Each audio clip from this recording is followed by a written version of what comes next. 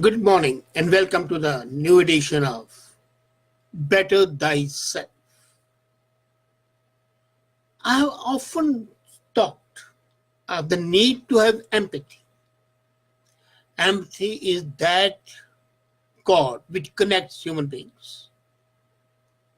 And as sensitive people, we have to feel the intensity of pain and also the intensity of joy. Nevertheless, regulating our empathy is important, and it is a key to stop the flood of emotions from overcoming ourselves. You might be considering it to be a contradiction, but it is not. The reality is that we need to be empathetic, but we are not a sponge to absorb other people's emotions. Let's be very clear. Our emotions are our emotions. And while feeling the pain of others and trying to empathize is different from being overwhelmed. And I remember at one time, Thomas Hobbes said that in case all the things that I feel are to be mine, then I need a spare heart. And you do not need a spare heart. Sensitive people are normally presented with high emotions and are easily overwhelmed by the senses. And they are often told with the word that there is something wrong with them. And that's rightly so. There is something inherently wrong when you want to be a sponge. Not only is harmful for you, but it's harmful for others. And as a matter of fact, you become ultimately, if the more gregarious you are, the more social you are, and the more you absorb the emotions and the feelings of others, the others would have no hesitation in dumping their problems, their feelings, their disturbances on you. And you'll be emotional sponge for them. And that is really a negative effect for your well-being. You do not have time to think for yourself, to feel for yourself. And as I said earlier in one of my talks, that self-compassion is also equally important, if not more important. You have the emotional feel of the pain of the people, yes. But as long as feeling the pain without letting it become your despair or your identification to the sufferer, absolutely overwhelmingly personal, it's fine. But there has to be, as I said, a stop in the way where you are no longer just involved in that. Be a spectator. Even as a spectator, you can empathize. But the point is, the weight of the world, the weight of the world is too much for you to carry. So why carry it? You should not trade your depth and ability to feel for anything. And the empathy that comes with high sensitivity is a true gift, provided you know how to use it. Deep sympathy, rather empathy, gives you more strength of mind and it connects you to others. When you genuinely care, you are able to understand another person in a way other people cannot. And your sincerity enables you to develop meaningful, fulfilling relationships. But while it is on one side connecting you to the others, too much of it is killing you. You have to regulate your sympathy until and unless you want to be overwhelmed by it. So the question arises how to do it.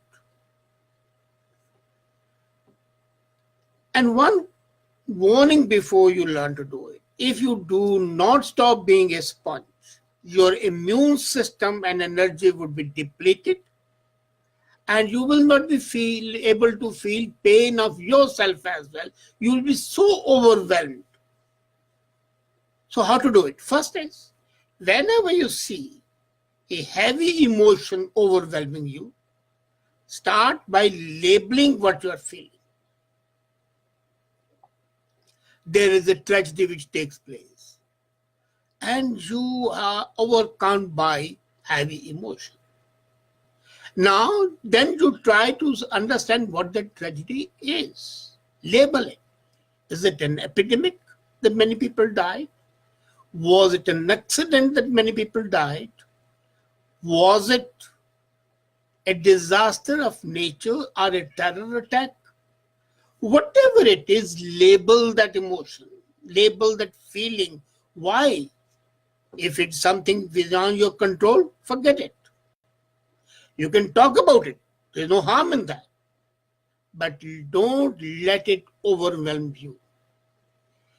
This should be an emotion for the second, not for even an hour. Temporarily, yes. The moment you have thought of it, talked of it, it should be over. It should be like reading a newspaper. I often say that when one person dies, it's a tragedy. Tragedy for whom? For the near and dear ones. But when many people die, it's statistics. It will remain a tragedy for the individuals, don't forget it. But ultimately, it is just statistics. And so when you start labeling it, you understand whether that heavy emotion is really desirable from your point of view. Is it something which permits you to be yourself while understanding the pain? Now, the point is, empathy is understanding the pain. Being a sponge is participating in that pain. And I'm sure that your pains are as much as that of anybody else. So the pains of your own are so many. Why bother about adding another burden? So when you label it, your conscious mind would be redirected by your unconscious mind. Well, this is something which is not directly or even indirectly affecting me. Yes, I feel bad, but that's that. Second is, after you have labeled it, is it yours or is somebody else or it's a mix of the two? I understand it can be difficult to divide it. One approach is that if you think you might be feeling it for a particular person or a group of persons, consider that as those persons' stuff. We then revisit your own experience after some time and feel if you're feeling the same way. What happens is that the person who is close to you, you would feel for a longer time for them. So try to put the mental distance between yourself and the person with whom you are trying to empathize. Next is, the moment you catch yourself feeling emotions that are not yours, that is somebody else's, raise your awareness of what's happening inside you. It can help you if you say the word, well, I feel compassion for so and so, and I want to understand his pain. But then say, okay, by understanding the pain does not mean that I put myself in his place. Now, this is exactly what the Aristotelian concept of tragedy is. And that is, there by the grace of God go I. This thing could have happened to me, but it has not happened. Sure, identification comes to a stop here. It doesn't go further. It is superficial. Your emotions are aroused, and then they have to stabilize right there and then. And how do you do it? Take a deep breath and notice within your body the most calm feeling which comes. What Milton would say, calm of mind, all passion spent. The amount of passion and energy that is created by the tragedy, you think about it. Is it out of the normal? Well, how much does it affect you personally? How much it affects you the second circle? As I told you once, your life has to be centric. First is yourself, then is your family, then are your close friends, and then the others. So your first circle and the second circle are most important. And after that, they are important, but their importance to you slowly and steadily decreases. So take a deep breath, close your eyes, feel grounded and neutral. Think about things dispassionately. Did they deserve or did they not? Were they just a collateral damage? And then you would find when you're neutral, it is as simple as pointing a finger at somebody. Bring your attention to that place in your body. Remain grounded. Process your feelings. Release them. And just having calm place in your body can serve as a resource. Close your eyes, absolutely. Third is, return the other's emotion to them. You'll be thinking, how do you return the emotions? Emotions are a way of expressing feelings. It is not your job to carry the emotional distress of others. And be sure, even if you want to carry the emotional distress of others, you absolutely, you cannot share, you cannot reduce that emotion of others. The pain others is suffering, you cannot share that pain. You can empathize with it. And by empathizing, you might reduce it, but you cannot share it. So, you have to say to yourself, I'm letting this emotional pain, that's not mine, go now. Remember that the persons who are suffering have also to go through their own process in order to grow. As a matter of fact, the moment you absorb others' emotions, you are not letting those people grow. You are offering your shoulder to them as a prop every time.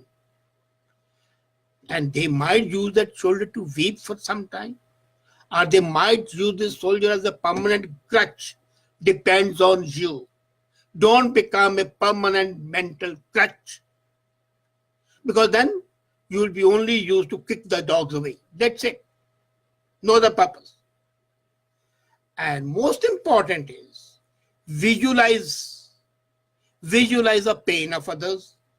And once you visualize it, it will be like watching a play. And then release it.